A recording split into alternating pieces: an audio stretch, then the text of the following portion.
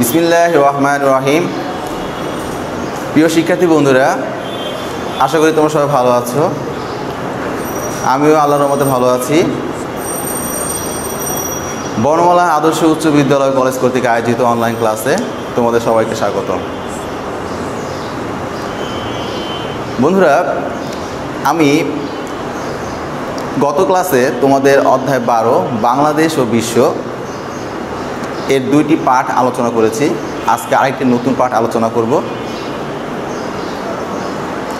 আজকে আমার আলোচ্য বিষয় হচ্ছে সার্ক, এই সম্পর্কে আমি আলোচনা করব। তো বন্ধুরা, একটু খেয়াল করে দেখো, এখানে আমি কিছু ছবি দিয়েছি। এই সার্ক, এটার যদি ইংরেজি পুনরূপ করি আমরা SAARC, এটা পুনরূপ যদি করি তাহলে এসে হবে তোমার সাউথ, এতে হবে এশিয়ান, আরেকটা যে এ আছে সেটা হবে তোমার অ্যাসোসিয়েশন, এবং পরে যে আর আছে সেটা হচ্ছে ফর রিজিওনাল, অ্যান্ড সি হচ্ছে কি তোমার কর্পোরেশন। তাহলে এটা পুনরূপ করলে দাঁড়ায় south Asian association for regional cooperation. ঠিক আছে বন্ধুরা? আর বাংলা এর পুনরূপ হচ্ছে দক্ষিণ এশীয় আঞ্চলিক সহযোগিতা সংস্থা।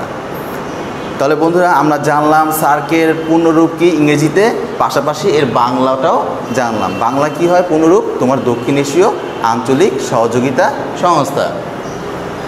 আচ্ছা বন্ধুরা, এখন আমরা দেখে নিব এই সার্ক কত সালে গঠিত হয়। এই সার্ক গঠিত হয় তোমার 1985 সালে 8ই ডিসেম্বর সার্ক গঠিত হয়। কত সালে? 1985 সালে 8ই ডিসেম্বর। এই সার্কটা কোথায় অবস্থিত? এই আঞ্চলিক যে সংস্থা বা সহযোগিতা সংস্থা, এটা কোন অঞ্চলে অবস্থিত? এটা হচ্ছে তোমার বন্ধুরা এশিয়া মহাদেশের দক্ষিণ অঞ্চলে অবস্থিত। তো যখন সার্ক গঠিত হয় তখন এর প্রথমে সদস্য দেশ ছিল 7টি। কতটি সদস্য দেশ ছিল? 7টি সদস্য দেশ ছিল। তার মানে এই সার্ক যখন প্রথম গঠিত হয়েছিল তখন 7টি দেশ নিয়ে 1985 সালের ডিসেম্বর মাসে, অর্থাৎ 8ই ডিসেম্বর এই সার্ক গঠিত হয়। এটা হচ্ছে একটা আঞ্চলিক সহযোগিতামূলক সংস্থা। পরবর্তীতে 2007 সালে আফগানিস্তান যুক্ত হয়। কত সালে বন্ধুরা? 2007 সালে আফগানিস্তান যুক্ত হয়। এর ফলে বর্তমান সার্কের সদস্য সংখ্যা হচ্ছে 8টি। তোমরা একটু বন্ধুরা একটু খেয়াল করে দেখো, এখানে আমি কিছু যেসব দেশ সার্কের সদস্য সেসব দেশের পতাকা, সেগুলো আমি দিয়ে দিয়েছি। একটু খেয়াল করে দেখো। প্রথমে আসি, আমাদের এখানে একটা ছবি দেখা যাচ্ছে, দেখো এটা হচ্ছে বাংলাদেশের ছবি, লাল সবুজের বৃত্ত। এখানেও বাংলাদেশ আছে, দেখো। বাংলাদেশের পাশাপাশি তোমার কি আছে এরপরে? ইন্ডিয়া, ভারত, ভুটান, পাকিস্তান, নেপাল, আফগানিস্তান, শ্রীলঙ্কা, মালদ্বীপ। তার মানে বর্তমানে সার্কের সদস্য সংখ্যা 8টি। তোমার যদি পরীক্ষায় আসে যে সার্কভুক্ত দেশগুলোর নাম লিখো, তখন তুমি কি এই 8টি দেশের নাম লিখতে পারবে আশা করি। তোমাদের বইতে অবশ্য দেওয়া নাই যে কোন কোন দেশগুলো, মানে স্পষ্ট করে লেখা নাই। তো যদিও তোমাদের কি মানচিত্রে, মানে সার্কভুক্ত অঞ্চলের যে মানচিত্র রয়েছে এশিয়া মহাদেশে, সেটা তোমার দেওয়া আছে। তো এখন বন্ধুরা আমরা জানলাম যে সার্কভুক্ত দেশের সংখ্যা কতটি? 8টি। আর এই সদস্য দেশগুলোর নাম কি আমি আবার বলতেছি। প্রথম হচ্ছে বাংলাদেশ, ভারত, এরপরে পাকিস্তান, শ্রীলঙ্কা, মালদ্বীপ, ভুটান, নেপাল এবং সর্বশেষ হচ্ছে আফগানিস্তান। এখন বন্ধুরা আমাদের জানতে ইচ্ছে করে যে এই সার্কের সদর দপ্তর কোথায় অবস্থিত। সার্কের সদর দপ্তর হচ্ছে তোমার নেপালের রাজধানী কাঠমান্ডুতে অবস্থিত। সার্কের সদর দপ্তর কোথায়? নেপালের রাজধানী কাঠমান্ডুতে অবস্থিত। তাহলে বন্ধুরা আমরা এই দেখো, এখানে একটু খেয়াল করে দেখো, এখানে সার্কের যে একটা লোগো দেওয়া আছে, সেই লোগোর পাশাপাশি কি সার্কভুক্ত দেশের পতাকাগুলো দেওয়া আছে। আমরা জানলাম সার্কভুক্ত দেশের সদস্য সংখ্যা হচ্ছে 8টি। কী কী সেটা আমরা জানলাম।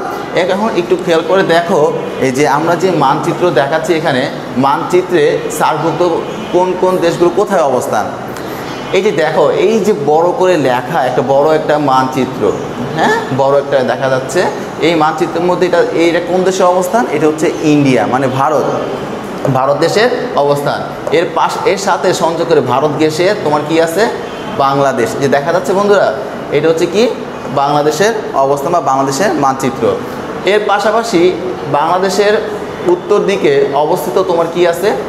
ভুটান। দেখো এই যে এই অংশটা হচ্ছে কি তোমার ভুটানের অংশ, এবং এই ভুটানের পাশাপাশি বাংলাদেশের উত্তর দিকে আরেকটা দেশ আছে সার্কভুক্ত দেশ, এটার নাম কি? নেপাল। খেয়াল করে দেখতেছো বন্ধুরা, এই যে দেখো এই অংশটা হচ্ছে তোমার নেপালের অংশ। এখন ইন্ডিয়ার পরে কি আছে? ইন্ডিয়ার পরে হচ্ছে তোমার পাকিস্তানের অংশ আছে, পাকিস্তানের মানচিত্র দেখা যাচ্ছে, এবং পাকিস্তান ঘেঁষে আছে কি তোমার আফগানিস্তান, যেটা কিনা 2007 সালে নতুন সদস্য হয়েছিল। এখন আমরা দেখবো শ্রীলঙ্কা কোথায় আছে। দেখো ইন্ডিয়ার শেষের দিকে অংশে, মানে দক্ষিণ দিকের অংশে এখানে কি দেখা যাচ্ছে? শ্রীলঙ্কা।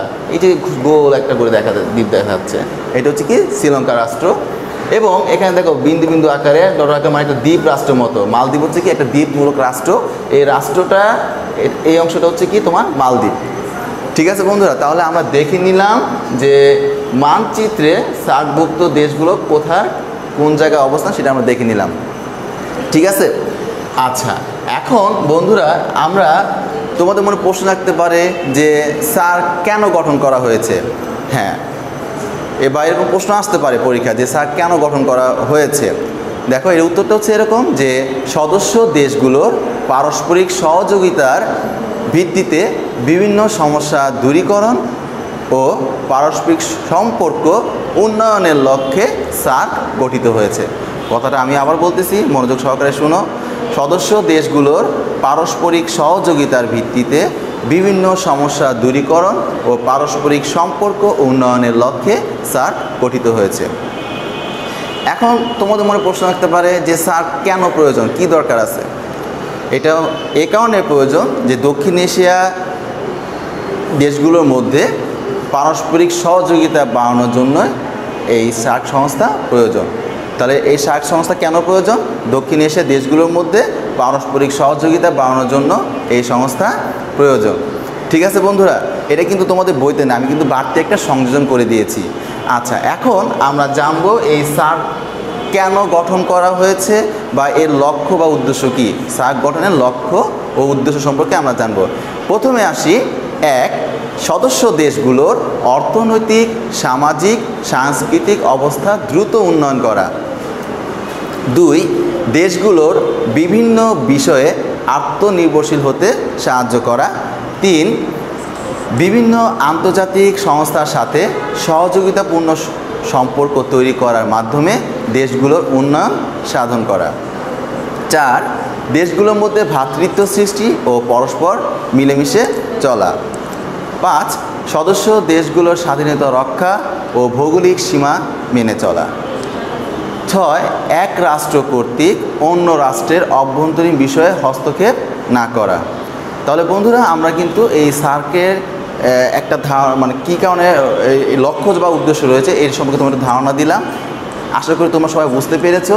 এখন আমরা একটু দেখে নিব যে আমি যে বিষয়টা পড়ালাম বা তোমাদের অবগত করলাম এখান থেকে কী ধরনের প্রশ্ন হতে পারে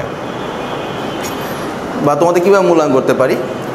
আমি এখানে কিছু প্রশ্ন বলছি, সেটা হচ্ছে যে 1 নম্বর লিখেছি, দেখো সার্ক কত সালে গঠিত হয়? কত সালে গঠিত হয় বন্ধুরা বলতে পারবে? হ্যাঁ, 1985 সালে ডিসেম্বর মাসে গঠিত হয়। বর্তমানে সার্কের সদস্য রাষ্ট্র কতটি? কতটি বন্ধুরা? হ্যাঁ, 8টি হচ্ছে সার্কের সদস্য রাষ্ট্র। এরপরে সার্কের সদস্যভুক্ত 4টি রাষ্ট্রের নাম লিখো। নিশ্চয়ই তোমরা পারবে, যা কিনা আমি কিছুক্ষণ আগে সুন্দরভাবে বুঝিয়ে দিয়েছি এবং এখানে আমার কিন্তু সেগুলো ফ্ল্যাগ কিন্তু দেওয়া আছে। দ্বিতীয় প্রশ্ন এরকম হতে পারে, তোমার যোগ্যতা ভিত্তিক প্রশ্ন, যে সার্ক কি, এটি কেন গঠিত হয়েছিল, আর সার্ক গঠনের 4টি উদ্দেশ্য লিখো। অথবা তোমার সংক্ষিপ্ত প্রশ্ন এরকম হতে পারে যে সার্কের পূর্ণরূপ কি। বাংলা যদি আসে তাহলে লিখবা যে দক্ষিণ এশীয় আঞ্চলিক সহযোগিতা সংস্থা, আর ইংরেজিতে যদি লিখতে পারো তখন লিখবা যে south Asian association for regional cooperation. এরপরে প্রশ্ন হতে পারে, যেমন ধরো সংক্ষিপ্ত প্রশ্ন, সার্কের সদস্য কতটি রাষ্ট্র? সার্কের সদস্য কতটি রাষ্ট্র? এছাড়াও প্রশ্ন এবার ঘুরে আসতে পারে যে দক্ষিণ এশীয় আঞ্চলিক সহযোগিতা সংস্থা কি নামে পরিচিত? কি নামে পরিচিত বন্ধুরা বলতে পারো? হ্যাঁ, সার্ক নামে পরিচিত। তো যাই হোক বন্ধুরা, আশা করি তোমরা এতক্ষণ ক্লাসটা মনোযোগ সহকারে শুনেছো এবং এখান থেকে কী ধরনের প্রশ্ন দেবো সেটা আমি তোমাদের বলেছি। নেক্সট ক্লাসে আমি তোমাদের আরও নতুন কোনো অধ্যায় নিয়ে আলোচনা করব। সেই পর্যন্ত তোমরা ভালো থাকবে। ধন্যবাদ সবাইকে।